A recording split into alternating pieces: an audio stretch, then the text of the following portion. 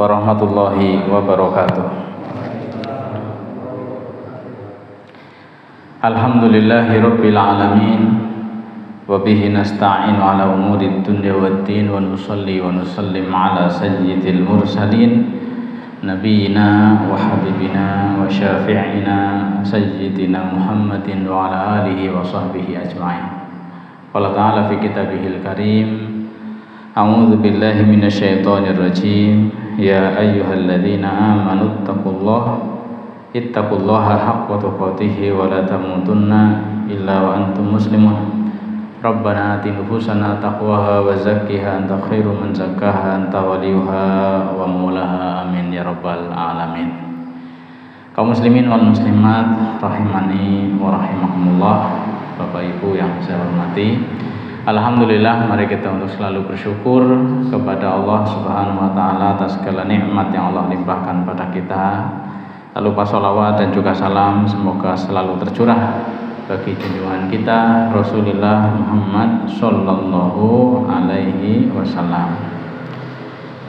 Kita akan lanjutkan sekilas sebelum sampai pada sirah nabawiyah, urutan nabi-nabi sebelum Rasulullah sallallahu alaihi wasallam, terakhir sampai pada Nabi siapa berarti? Zamannya Talut itu ada Nabi Samuel. Zamannya Talut itu ada Nabi Samuel.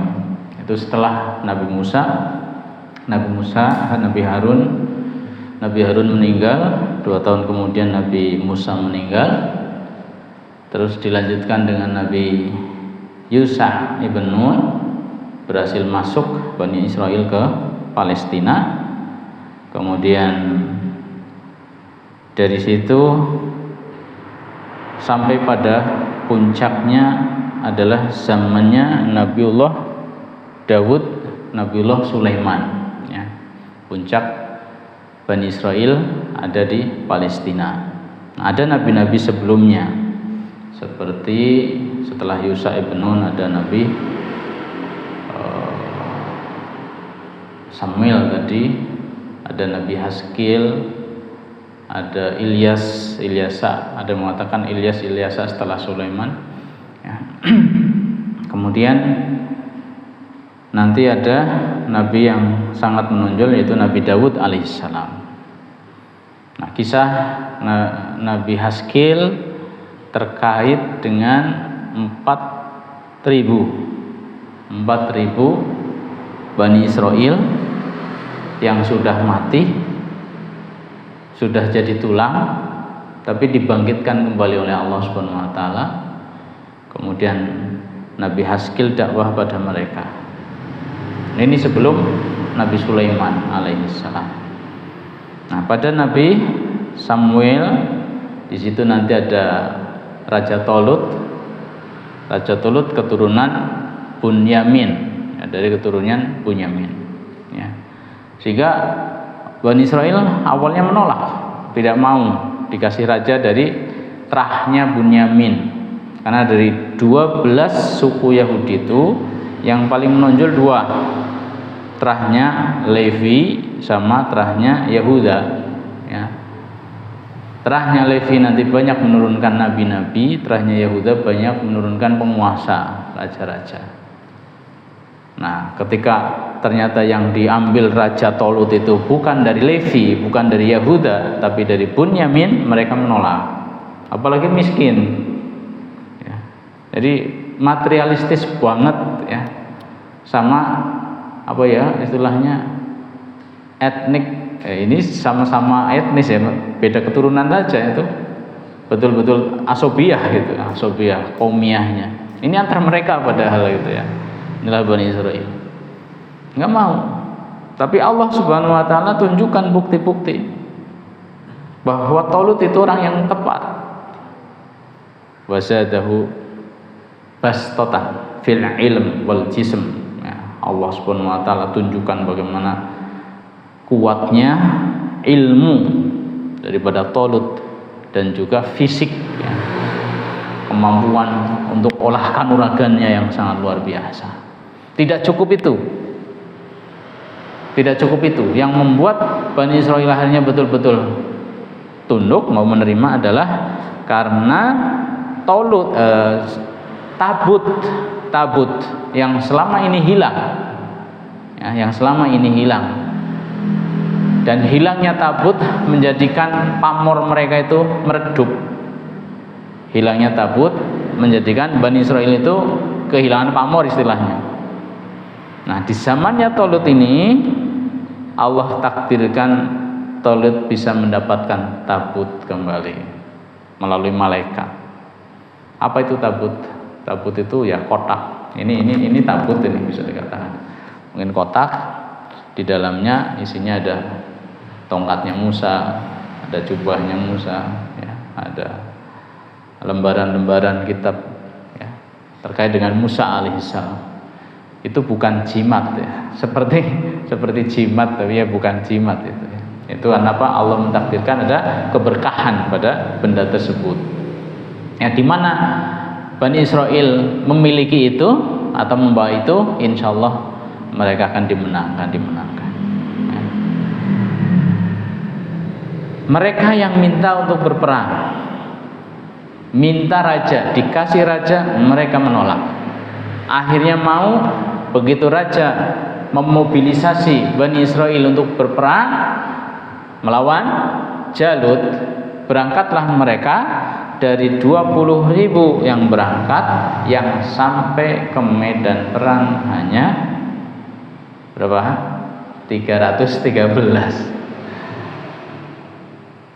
20.000 yang berangkat, yang sampai berhadapan-hadapan dengan musuh ya, cuma 313. Yang lain kemana?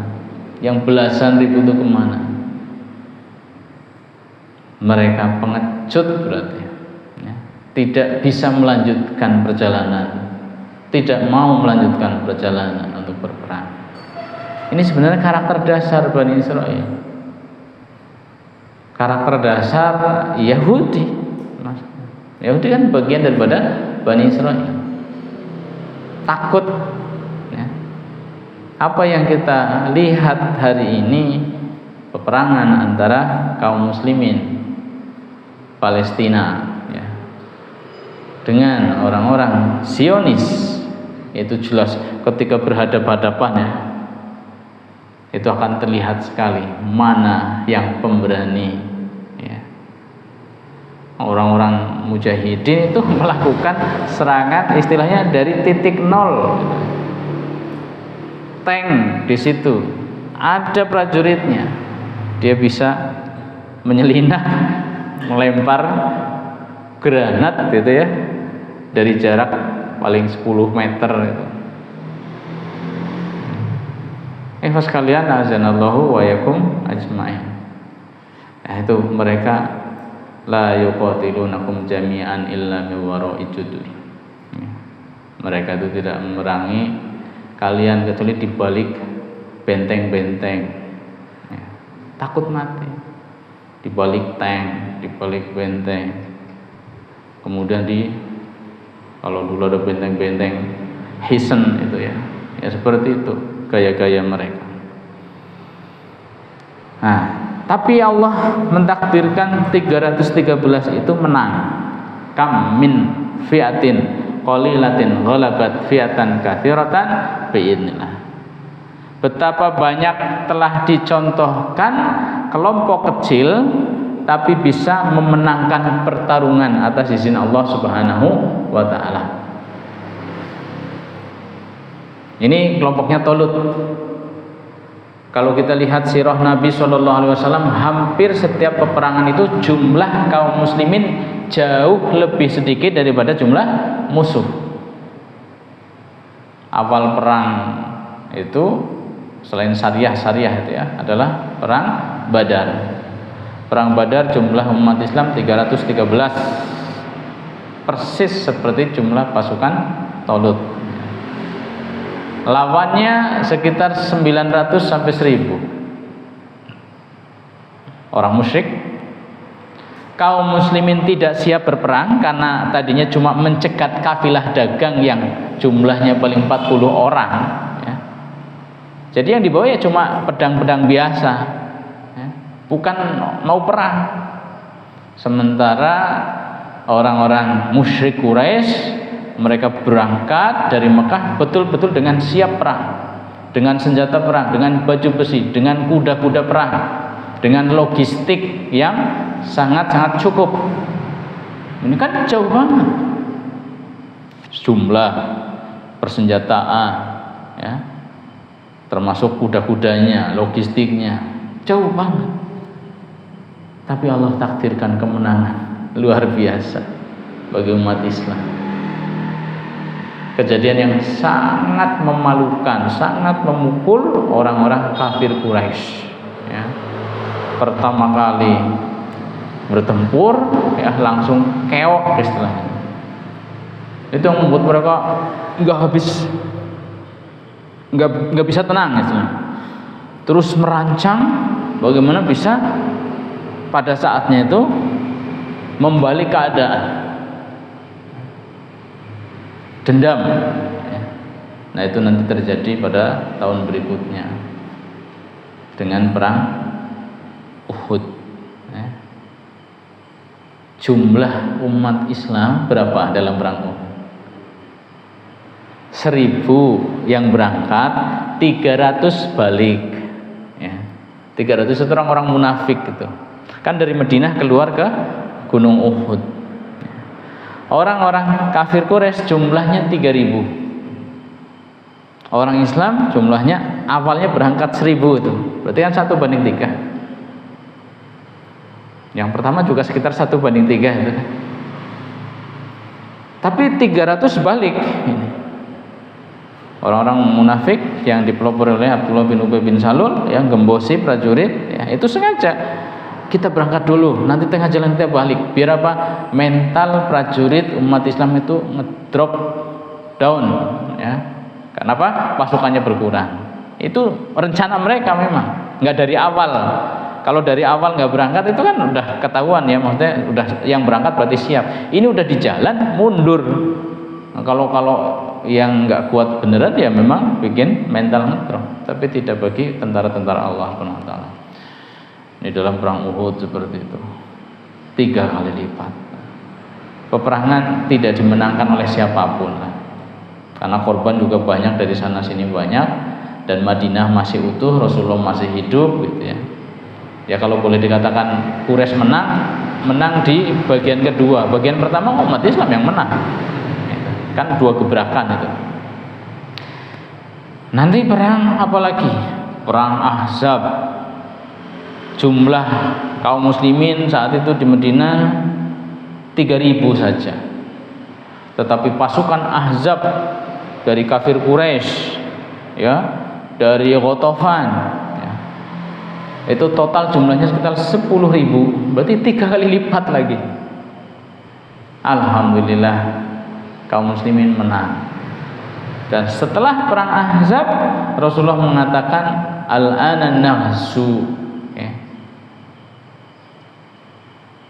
suhum ya. Jadi kalau kemarin-kemarin kita diserang, sekarang kita yang menyerang ya.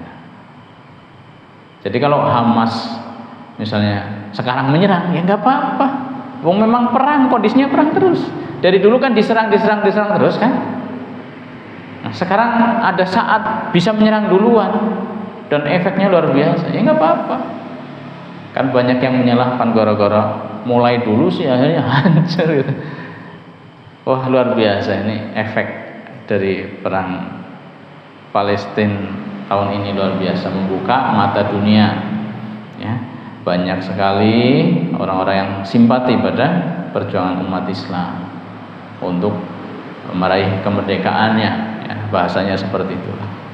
Banyak sekali orang-orang kafir yang akhirnya mencari-cari Quran. Janjinya Quran itu seperti apa sih isinya ya. Kok mereka bisa kuat banget ya, karena dengan Qurannya. Dan ternyata banyak kalau kita ikuti berita-berita itu, orang-orang Ini orang-orang kafir ya, sampai tidak bisa tidur mikirin rakyat Palestina. Orang kafir loh. Kita masih nyenyak-nyenyak tidur kan? Ya enggak? Saudara-saudara kita dibantai di sana, kita nyenyak-nyenyak tidur, makannya masih enak ya. Ada orang kafir nggak bisa tidur sampai 3 hari 3 malam. Kenapa? Kayak priwe bocah pada, ya Allah ya, rumah nggak ada, pada terluka seperti itu, bapaknya sudah nggak ada, ibunya sudah nggak ada. Ini panggilan kemanusiaan, masih punya nurani. Insyaallah ini kebaikan buat umat Islam, insyaallah. Ya. Seperti itu terus umat tauhid ya, dengan jumlah yang sedikit tapi akan memenangkan biidnillah ya, catatannya adalah biidnillah, dengan izin Allah Subhanahu wa taala. Nah, caranya bagaimana mendatangkan pertolongan Allah Subhanahu wa taala, yaitu dengan ketaatan, menjauhkan sejauh-jauhnya kemaksiatan, insyaallah. Ya, ketika ada kesombongan yang terjadi seperti perang Hunain. Perang Hunain itu jumlah umat Islam lebih banyak. Itu baru kalinya itu jumlah umat Islam lebih banyak daripada musuh. Ya.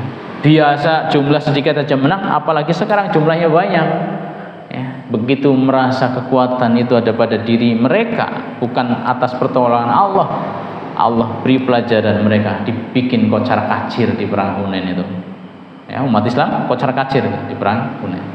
Tapi alhamdulillah di awal saja, akhirnya bisa dikendalikan, ya, bisa dikondisikan oleh panglima yang sangat agung, ya, Rasulullah Shallallahu Alaihi Wasallam, sampai akhirnya umat Islam meraih kemenangan. Nah, ini 300 yang melawan Jalut akhirnya bisa menang. Siapa pahlawannya? Siapa yang sangat berperan di situ? Dialah Daud alaihissalam. Daud saat itu masih kecil. Dia izin ikut berperang di Cemooh. Allah, bocah cilik melu-melu ya.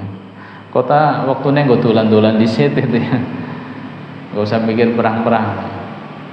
Dia punya senjata ketapel ya. Ketapelnya Daud bukan ketapel kayak kita gitu ya, bukan. Pelontar itu ya. Ini dialah yang mengeksekusi nanti Jalut yang digambarkan tubuhnya tinggi besar itu seperti raksasa. Nah, kemenangan Bani Israel atas musuhnya yaitu Jalut ya. Kemudian Tolut pulang saat Daud dewasa, menikahlah Daud dengan putrinya Tolut. Kemudian Tolut pun meninggal, akhirnya yang menjadi raja adalah Daud alaihissalam. Jadi Daud ini pertama orang yang mendapatkan 2 kebaikan sekaligus. Dia menjadi nabi sekaligus menjadi raja. Kemarin-kemarin raja sendiri, nabi sendiri. Ada yang jadi penguasa-penguasa, raja-raja. Ada yang jadi nabi-nabi. Nah, kali ini dia nabi, dia juga raja, lengkap. Ya, kalau di kita kan elemennya ada ulama sama umaro. Ulama ya para ahli ilmu itu, umaro para pemimpinnya ya, eksekutornya, eksekutifnya. Di zaman Rasulullah jelas beliau sebagai pemimpin tertinggi sekaligus ahli ilmu tertinggi. Ya, meskipun tidak ada label raja bagi Rasulullah kan Rasulullah tidak menyandang gelar raja, ya Rasul saja. Tapi secara apa berarti de facto ya kan raja itu, bahkan lebih raja dari raja. Itu kesaksian orang-orang musyrik ketika datang ke Syam, ketika mereka datang ke Persia ya. Mereka lihat raja-raja, mereka lihat pengagungan rakyat terhadap rajanya. Tapi begitu mereka melihat Rasulullah bagaimana begitu diagung-agungkan oleh sahabat-sahabat Mereka mengatakan pengagungan rakyat itu pada raja belum ada apa-apanya. Ya. Masih jauh pengagungan sahabat terhadap Rasulullah SAW. Kenapa? Rasulullah itu sampai meludah saja, ludahnya tidak jatuh ke tanah. Ludahnya diadangi oleh para sahabat. Ludahnya Rasulullah itu wangi, ya. Terus bisa buat tabarruk. Bisa buat tabarruk artinya ngalap berkah ya bahasa kita. Ini diambil, diusap-usap, digosok-gosokkan ke tubuhnya. Itu ngalap berkah tabaruk dengan zatnya Nabi Sallallahu Alaihi Wasallam saat beliau masih hidup, sah, ya, boleh. Nah, sampai seperti itu pengagungan sahabat-sahabat. Kalau Rasulullah sedang bicara, sahabat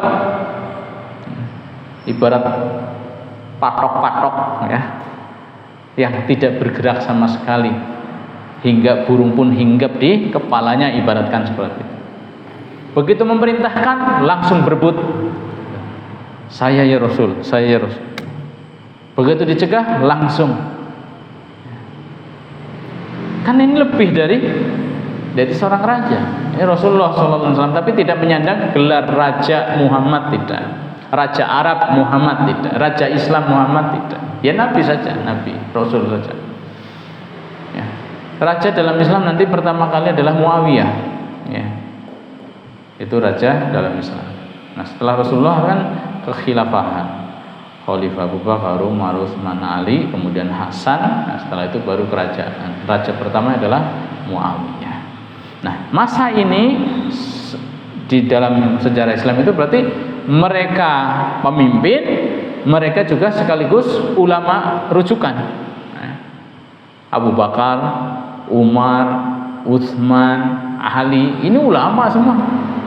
Jadi bersatu antara Umar dengan ulama itu bersatu. Ini kekokohan itu dari situ. Nah, nanti sampai di kerajaan-kerajaan awal juga seperti itu. Bagaimana Muawiyah itu juga seorang ulama besar jadi raja. Umar bin Abdul Aziz itu ulama. Ya, memang ada tokoh-tokoh lain yang lebih terlihat keulamaannya, ya, karena memang fokus dakwah, ya, bukan fokus untuk memimpin rakyat. Tapi seperti Umar bin Abdul Aziz betul-betul ulama. Nanti jauh ke sana Harun ar-Rasyid misalnya. Ikhlas kalian azanallahu wa iyyakum ajmain, ketika umarok dengan ulama ini bersatu luar biasa. Apalagi ada pada satu orang. Kalau tidak, ini elemen umarok, elemen ulama, umaronya menghormati ulama, ya, hormat sama ulama, ulamanya betul-betul bukan ulama yang cari, ya, pengen dekat-dekat dengan penguasa karena dunia. Ini sinergi yang sangat luar biasa. Nah, kerajaan di awal itu disebutkan dalam hadis kerajaan rahmah, mulkun wa rahmah.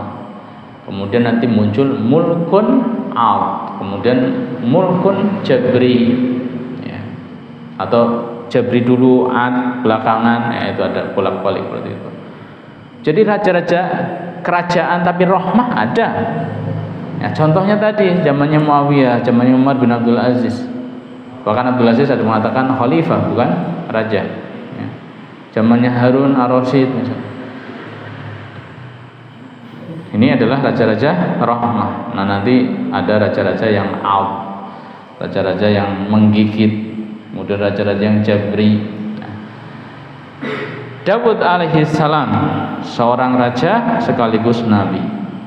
Dia diberi kitab khusus, ya, namanya kitab Zabur atau Mazmur istilahnya, Zabur.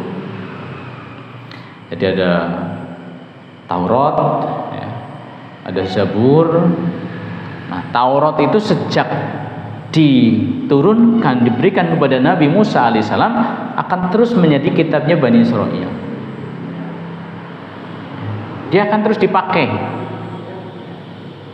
sampai zamannya Isa juga dipakai. Ini Taurat. Zamannya Daud ya jelas pakai, ya. Sulaiman pakai Taurat, tapi ditambah Zabur. Ya. Ada kekhususan dalam masalah ibadah misalnya yang tidak dilakukan atau tidak diajarkan oleh Nabi Musa, diajarkan oleh Daud alaihissalam.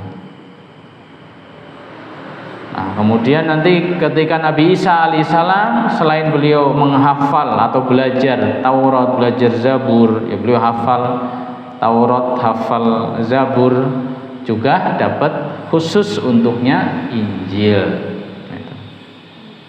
Nah, dalam syariat nanti Injil merubah beberapa syariat yang ada dalam kitab sebelumnya. Ya. Ikhwas sekalian, azanallahu wa yakum ajmain.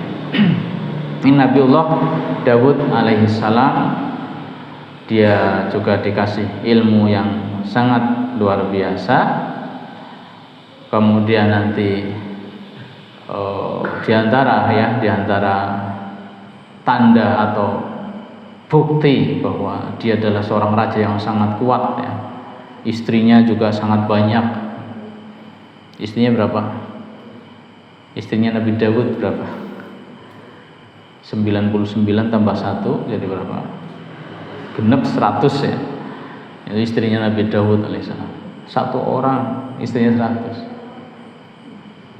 Kadang saya heran itu orang-orang mustasyrikin yang notabene orang-orang Yahudi atau Nasrani, madani apa? Mencemooh, ya, mencela Nabi kita Nabi Muhammad SAW. Katanya apa? Hiper. Katanya hiperseks, hiper. Kenapa? Istrinya banyak. Istrinya Nabi berapa? 11 tambah lagi, ya. Ya yang bareng-bareng pernah 9, ya. Ada 11, ada termasuk tambahannya kan seperti Maria Kiptiah, itu kan bukan status istri, ya. Itu bukan status istri. Mulkul Yamin statusnya itu. Itu ada sekitar 2, ada yang mengatakan 3, ada yang mengatakan 4. Ya. Itu kan belum seberapa kalau dibandingkan dengan nabi mereka. 100 belum seberapa jika dibandingkan dengan istrinya Nabi Sulaiman sampai 90-an. Belum seberapa jika dibandingkan dengan kaisar-kaisar Cina misalnya. Ada kaisar dengan 1000 selir istilahnya. Bukan ratusan loh, udah 1000 gitu. Dan Nabi SAW melakukan itu bukan karena syahwat, melakukan itu karena apa? Wahyu dari Allah Subhanahu Wa Taala, karena hikmah-hikmah di dalam pernikahan itu. Sehingga semua istri Nabi janda kecuali Aisyah saja. Nah, yang lain janda semua. Bahkan setelah Nabi belum pernah nikah semenjak istri pertamanya masih hidup. Ya, selama Khadijah masih hidup Rasul nggak pernah nikah lagi. Setelah Khadijah meninggal, Rasul nikahi siapa? Orang tua. Saudah itu sudah tua, dinikahi oleh Nabi SAW. Nah, ini sangat jauh ya kalau mereka melempar seperti itu ke umat Islam. Sebenarnya mereka sedang melempar ke muka mereka sendiri. Ibarat menepuk air di dulang gitu. Kembali ke mukanya sendiri. Nanti Allah karuniakan Nabi Daud keturunan yang sangat luar biasa, yaitu Sulaiman. Kalau diimbang-imbang lebih hebat mana? Ya lebih hebat Sulaiman. Berarti beliau sukses. Beliau sukses mengantarkan atau melahirkan generasi yang lebih kuat daripada sebelumnya. Beliau luar biasa, ya. Seorang raja, tapi bagaimana ibadahnya, ya. Bagaimana sholatnya, ya. Beliau membagi malam, ya, separoh tidur, sepertiga sholat, seperempat buat istirahat. Seperti itu terus malam-malamnya. ya, sebaik-baik sholat adalah sholatnya Nabi Dawud alaihissalam, sebaik-baik puasa adalah puasanya Nabi Dawud alaihissalam. Itu dipuji oleh Rasulullah Shallallahu Alaihi Wasallam. Sholat malam itu kan berat, tapi itu yang dilakukan oleh Nabi Dawud alaihissalam. Sholatnya seperti itu. Ya, kalau malam ini tengah malam beliau sudah mulai sholat sampai sepertiga malam. Nah, nanti sebelum masuk waktu fajar beliau istirahat sekitar seperenam malam. Seperti itu. Bagaimana puasanya? Sehari puasa, sehari buka, sehari puasa, sehari buka. Ya, puasa standar dari terbit fajar sampai tenggelamnya matahari. Tapi itu giliran terus, sehari puasa, sehari buka, sehari puasa, sehari buka. Dan beliau meskipun seorang raja, tapi beliau tetap bekerja dengan tangannya untuk mendapatkan uang, untuk mendapatkan uang atau upah yang digunakan untuk memenuhi kebutuhan pokok kesehari-harinya. Jadi makannya itu bukan dari gaji. Kalaulah boleh ngambil gaji, enggak ngambil untuk dimakan. Yang dimakan itu usaha dengan keringatnya. Itu. Ini nabi dan juga raja, dia bekerja untuk mendapatkan upah demi membeli kebutuhan-kebutuhan pokok, ya, makanan. Apa pekerjaan beliau? Pekerjaan beliau, ya, walan lahul hadid, beliau dimudahkan, yang diberi pertolongan Allah Subhanahu wa taala, bahwa besi itu di tangannya seperti tanah liat, kita ibarat gitu, ya. Menjadi lunak, bisa dibentuk-bentuk demikian mudahnya. Lu bikin baju-baju besi gitu, bikin peralatan-peralatan dari besi. Ya, besi berarti zaman itu sudah ada. Teknologi besi zamannya Nabi Dawud, teknologi kaca nanti zamannya Nabi Sulaiman, ya, mulai ada teknologi kaca. Ini luar biasa yang mestinya kita contoh itu, ya. Bagaimana kalau untuk makan sebisa mungkin kita dapatkan dari keringat kita, ya. Usaha yang mengeluarkan keringat, hasilnya untuk kita makan, insyaallah itu adalah rezeki yang sangat baik. Nabi Sulaiman alaihissalam mewarisi apa yang ada pada orang tuanya. Sebelum beliau menjadi nabi pun sudah terlihat bagaimana cakapnya beliau, ya.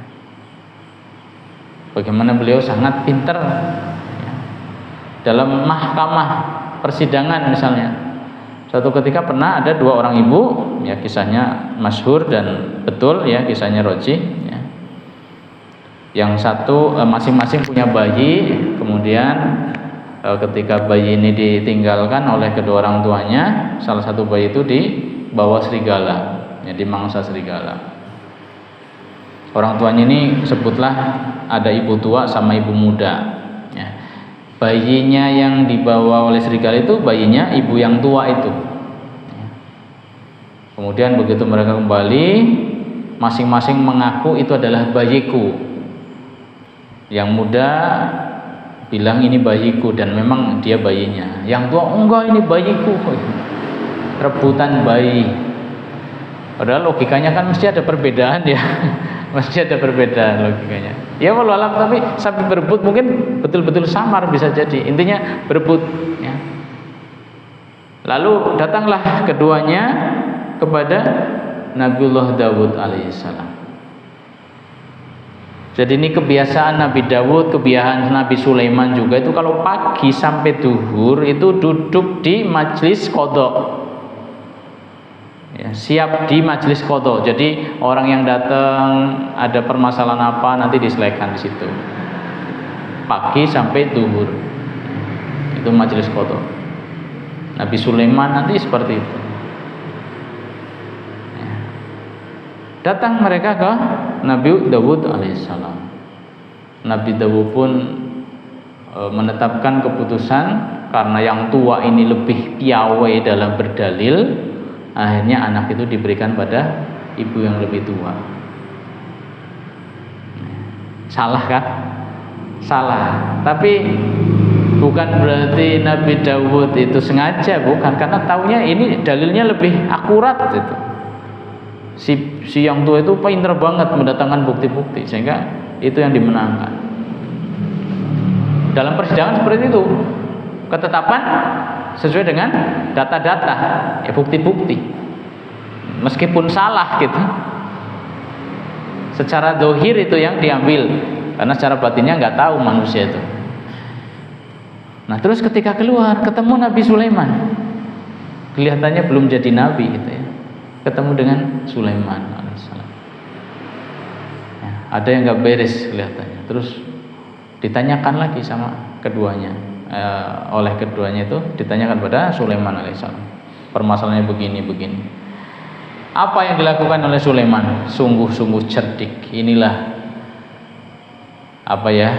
kepribadian atau kompetensi seorang hakim, ya, harus cerdas. Ya, bagaimana bisa menjadikan al-husum, ya, orang-orang yang sedang di persidangan itu bisa terbuka, terbongkar keasliannya gitu. Apa yang dilakukan oleh Sulaiman alaihissalam? Ya, beliau dengan cerdasnya ketika ini rebutan, dan ambilkan besok. Buat apa? Bayi ini akan saya belah jadi 2. Daripada kalian rebutan, biar adil, tak belah jadi 2, masing-masing dapat separuh. Adil kan? Adil. Yang ibu muda yang merasa bahwa itu betul-betul bayinya, kira-kira tega nggak kalau anaknya tadi kan jelas anaknya dibelah jadi 2? Nggak mungkin tega kan? Mendingan sementara nggak bersama dia nggak apa-apa, tapi dia tahu bahwa anaknya masih hidup. Gitu. Ini logikanya kan seperti itu, Mas. Nah sementara orang yang tidak yakin itu anaknya, mati ya apa beli itu anakku ini. Gitu. Nah, ini kan kelihatan. Nah ternyata itu yang terjadi. Yang ibu tua, ya setuju, ya, adil itu adil gitu. Tapi yang ibu muda, jangan, udah biarlah dia bersamanya. Nah, ini ketahuan dari sini. Ibu mana yang asli dari bayi tersebut? Nah, ketahuan ya. Ibu yang muda, hanya bayi itu diberikan pada ibu yang muda. Kecerdasan Sulaiman alaihissalam. Bapak Ibu yang dimuliakan oleh Allah Subhanahu wa taala, nah Sulaiman nanti mewarisi kerajaan orang tuanya. Beliau menjadi lebih unggul lagi dari orang tuanya, dan diantara kemujizatan yang Allah berikan padanya, semua itu ditundukkan pada Sulaiman. Semuanya ditundukkan pada Sulaiman. Di tengah-tengah manusia beliau jadi raja, jadi nabi. Hewan-hewan semua beliau bisa berkomunikasi, ya. Tahu bahasa hewan, semua bahasa hewan dia tahu, ya. Berkomunikasi dengan semut, berkomunikasi dengan hudhud, itu yang disebutkan kan dalam Al-Quran. Tidak hanya bangsa hewan, bangsa jin sampai. Tidak hanya yang muslim, ya, jin-jin kafir pun itu tunduk pada Sulaiman alaihissalam. Ini sampai jin kafir tunduk pada Sulaiman. Disuruh ya, ada yang nyebur ke laut ya, nyari apa-apa yang ada di laut, ada yang suruh bikin bangunan ini. Diberdayakan betul oleh Sulaiman. Karena jin itu secara jenisnya itu memang jauh lebih kuat daripada manusia. Manusia ya seperti kita kan, kita bisa terbang apa tidak? Tidak bisa. Jin itu bisa terbang. Kita bisa berubah wujud apa tidak? Tidak. Jin itu bisa berubah ya. Muncul dalam bentuk harimau muncul dalam bentuk orang, muncul dalam bentuk manusia raksasa misalnya, bisa jin. Manusia dibakar ya kebakar itu,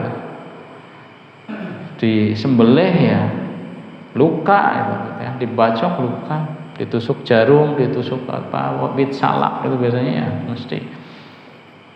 Nah, kalau ada orang-orang yang bisa terbang, berjalan di atas bara api misalnya, dibacok nggak mempan, itu ada yang tidak beres ya.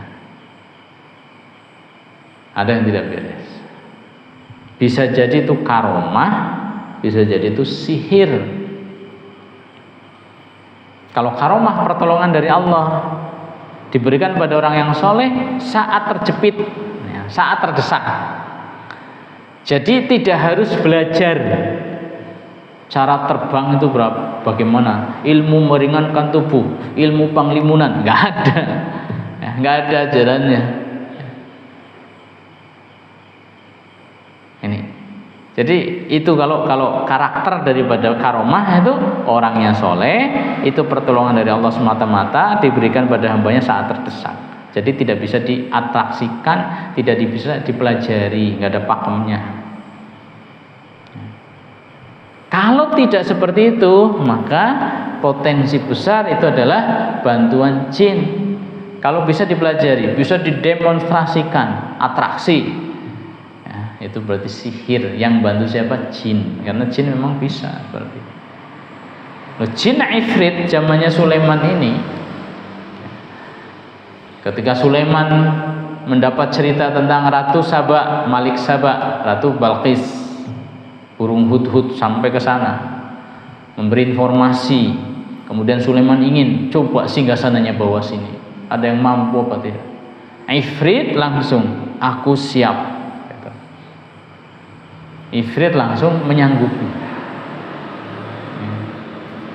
Bahkan dengan waktu yang sangat pendek, qabla an taquma mim maqamik, sebelum engkau berdiri dari majlismu. Ya. Berdiri majlismu berarti sebelum majlisnya bubar selesai. Jadi kayak tadi waktu duha sampai duhur itu Sulaiman melayani rakyat-rakyatnya. Nah, kemudian setelah itu beliau baru aktivitas yang lain. Artinya sebelum engkau berdiri dari majelismu, berarti waktu duha itu sampai duhur ya. Berapa jam? Katakanlah 3 jam, 4 jam ya.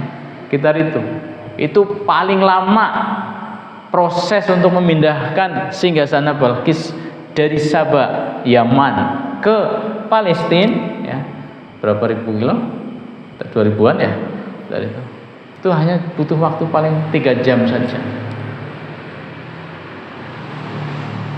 Ternyata ada yang lebih dari itu. Hanya sekedip mata saja. Qoblaan yartada alika torfuk, sekejap mata saja. Nah, siapa itu? Siapa itu? Ada yang mengatakan Asif, seorang yang sangat soleh, yang doanya pasti terkabul. Ada yang mengatakan Jibril, ada yang mengatakan Sulaiman itu sendiri. Ya, tiga-tiganya mungkin.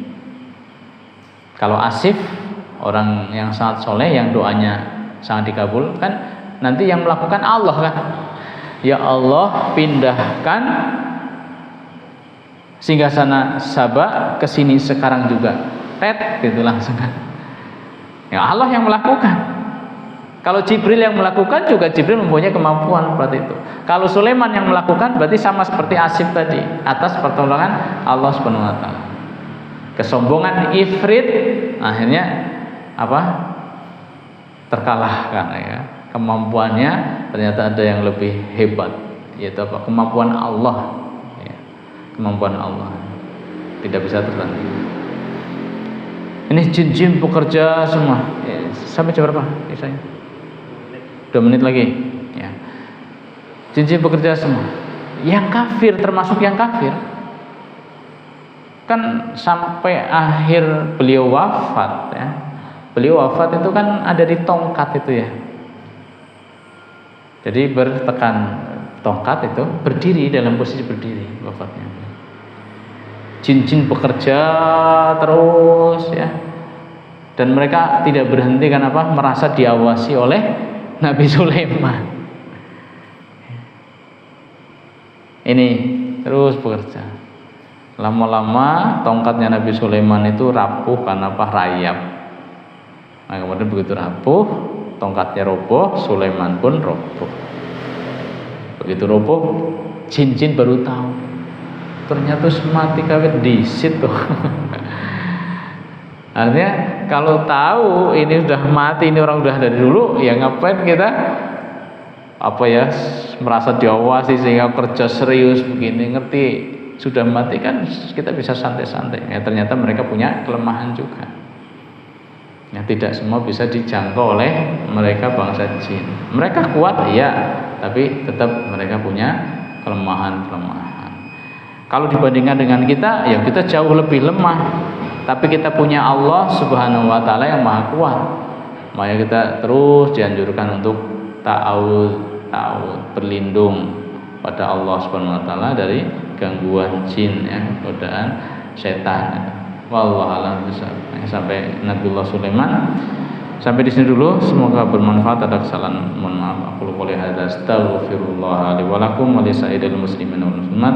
Subhanakallahumma bihamdika asyhadu an la ilaha illa anta astaghfiruka wa atubu ilaik. Wassalamualaikum warahmatullahi wabarakatuh.